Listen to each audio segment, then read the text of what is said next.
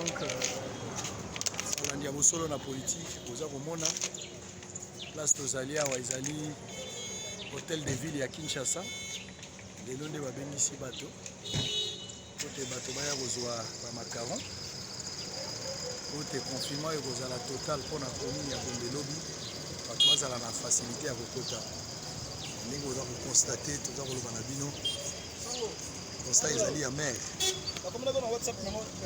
constat ezali ya maire une minute constat ezali ya maire nde oza komona bato batondi lokola mayebo donc confinement dont on parle ezala ndenge nini c'est vraiment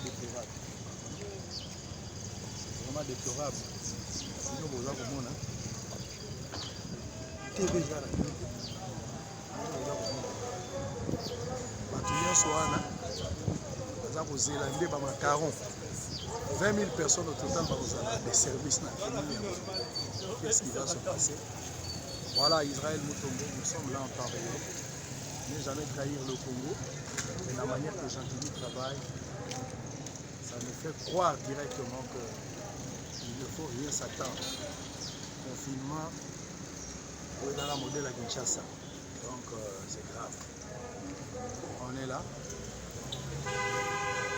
on verra la suite, on vous tiendra informé.